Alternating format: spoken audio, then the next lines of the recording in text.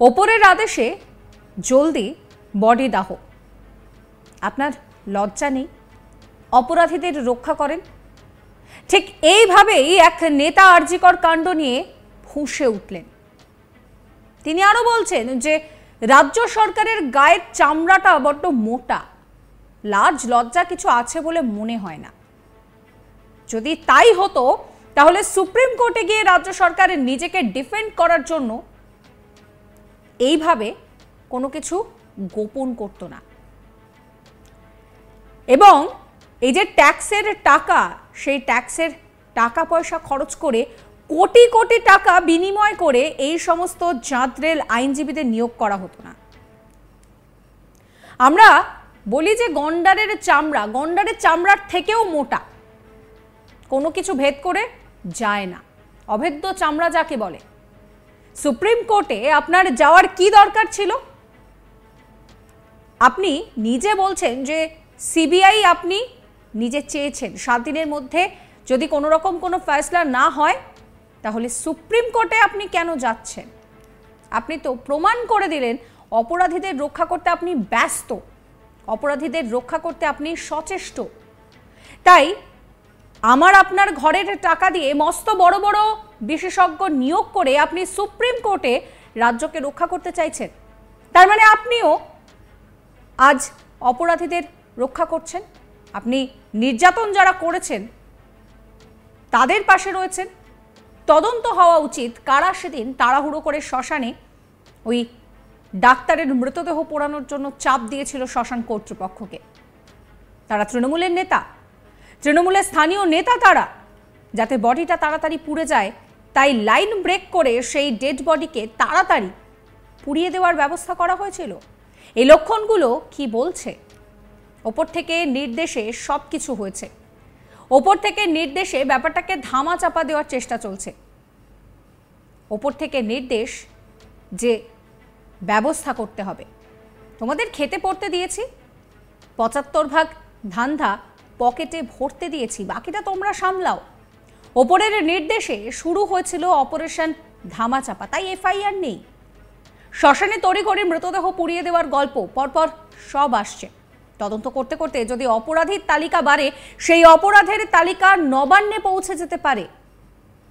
একটা দুষ্কৃতির কাজে, একটা অন্যায় কাজে, একটা অপরাধে প্রত্যক্ষভাবে মদত দেওয়া, পরোক্ষভাবে মদত দেওয়া, বিষয়টা এক। এটা এক ধরনের ষড়যন্ত্র হয়েছে। তদন্তকে বিপথে চালনা করা হয়েছে, তদন্তকে ধামাচাপা দেওয়ার চেষ্টা করা হয়েছে।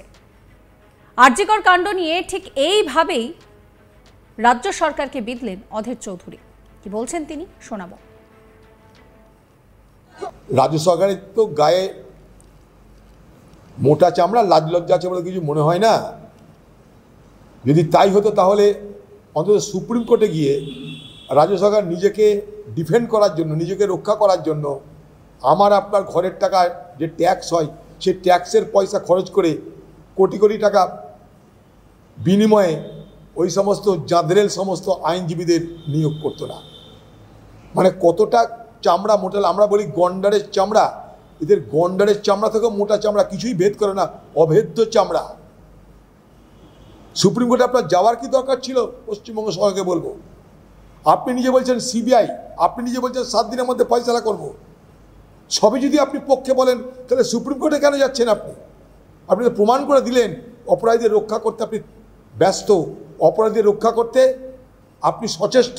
তাই আমার আপনার ঘরের টাকা দিয়ে বড় বড় সমস্ত আইন বিশারদদের নিয়োগ করে আপনি সুপ্রিম কোর্টে রাজ্যকে রক্ষা করতে চাইছেন। তার মানে আপনি আজও অপরাধীদের রক্ষা করতেই, আপনি নির্যাতিতদের রক্ষা করতে নন, আপনি অপরাধীদের রক্ষা করতে।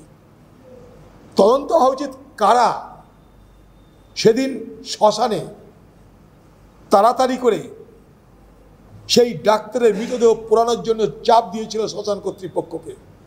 তারা তৃণমূলের নেতা, স্থানীয়, তারা যাতে ডেড বডিটা তাড়াতাড়ি পুড়ে যায় তার জন্য লাইন ব্রেক করে সেই ডেড বডিকে তাড়াতাড়ি করে পুড়িয়ে দেওয়ার ব্যবস্থা করলো তাদের প্রশাসনিক ক্ষমতাকে ব্যবহার করে। এই লক্ষণগুলো কি বলছে? উপর থেকে নির্দেশে সব কিছু হয়েছে। উপর থেকে নির্দেশ বিষয়টাকে ধামাচাপা দিতে হবে। উপর থেকে নির্দেশ, সমস্ত তদন্ত গুলিয়ে দাও। উপর থেকে নির্দেশ, আমার সম্মান যাতে না হয় তার ব্যবস্থা করো। তোমাদের খেতে দিয়েছি, পড়তে দিয়েছি, 75 ভাগ ধান্দা পকেটে ভরতে দিয়েছি, বাকিটা তোমরা সামলাও। উপরের নির্দেশে শুরু হয়েছিল অপারেশন ধামাচাপা, তাই এফআইআর নাই গল্প, শ্মশানে তাড়াতাড়ি মৃতদেহ পুড়িয়ে দেওয়ার গল্প সব পরপর আসছে। তদন্ত করতে করতে যদি অপরাধীর তালিকা বাড়ে, সেই অপরাধীর তালিকা নবান্ন পর্যন্ত পৌঁছানো উচিত বলে আমি মনে করি। কারণ একটা দুষ্কৃতি কার্যে, একটা অন্যায় কাজে, একটা অপরাধে প্রত্যক্ষ পরোক্ষ যারাই সহযোগিতা করে নিজের জ্ঞাতসারে, তারা সবাই অপরাধীদের তালিকায় পড়ে বলে আমি মনে করি।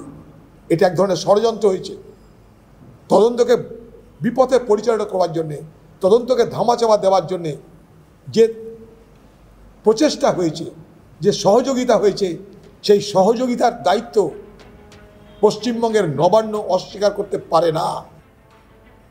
এই মুহূর্তে দাঁড়িয়ে আরজিকর কাণ্ডকে কেন্দ্র করে রাজনৈতিক পারদ বাড়ছে। বারবার বিরোধীরা আঙুল তুলছে রাজ্যের শাসক দলের দিকে। এবার অধীর চৌধুরী তিনি পরিষ্কার বলছেন যে ওপর থেকে নির্দেশ এসেছিল, তাই হয়তো তড়িঘড়ি মৃতদেহ পুড়িয়ে দেওয়া হয়েছে। কেন এত তাড়াতাড়ি মৃতদেহ পুড়িয়ে দেওয়া হয়েছে, কার নির্দেশে হয়েছে, তিনি কিন্তু পরিষ্কার অভিযোগ করছেন যে একেবারে ওপরের নির্দেশেই এই ধরনের ঘটনা ঘটেছে। তিনি আরও বলছেন যে রাজ্য সরকারের তো গায়ের চামড়া মোটা, তাই তাদের কোনো রকম লাজ লজ্জা নেই। সেই জন্যেই সাধারণ মানুষের ট্যাক্সের টাকা দিয়ে সেই টাকা নিয়ে সুপ্রিম কোর্টে বড় বড় আইনজীবী রাখা হচ্ছে। অধীর চৌধুরীর অভিযোগ আরও একবার শোনাব। রাজ্য সরকারের তো গায়ে মোটা চামড়া, লাজ লজ্জা আছে বলে কিছু মনে হয় না। যদি তাই হতো তাহলে অন্তত সুপ্রিম কোর্টে গিয়ে রাজ্য সরকার নিজেকে ডিফেন্ড করার জন্য, নিজেকে রক্ষা করার জন্য আমার আপনার ঘরের টাকায় যে ট্যাক্স হয়, সেই ট্যাক্সের পয়সা খরচ করে কোটি কোটি টাকা বিনিময়ে ওই সমস্ত জাঁদরেল সমস্ত আইনজীবীদের নিয়োগ করতো না। মানে কতটা চামড়া মোটা, আমরা বলি গন্ডারের চামড়া, এদের গন্ডারের চামড়া থেকে মোটা চামড়া কিছুই ভেদ করে না, অভেদ্য চামড়া। সুপ্রিম কোর্টে আপনার যাওয়ার কি দরকার ছিল? পশ্চিমবঙ্গ সরকারকে বলবো, আপনি নিজে বলছেন সিবিআই, আপনি নিজে বলছেন 7 দিনের মধ্যে ফয়সালা করব। সবই যদি আপনি পক্ষে বলেন, তাহলে সুপ্রিম কোর্টে কেন যাচ্ছেন? আপনি তো প্রমাণ করে দিলেন অপরাধীদের রক্ষা করতে আপনি ব্যস্ত, অপরাধীদের রক্ষা করতে আপনি সচেষ্ট। তাই আমার আপনার ঘরের টাকা দিয়ে বড় বড় সমস্ত আইন বিশারদদের নিয়োগ করে আপনি সুপ্রিম কোর্টে রাজ্যকে রক্ষা করতে চাইছেন। তার মানে সাবস্ক্রাইব করবেন আজ তাক বাংলার ইউটিউব চ্যানেলকে, ফলো করবেন হোয়াটসঅ্যাপ চ্যানেলও।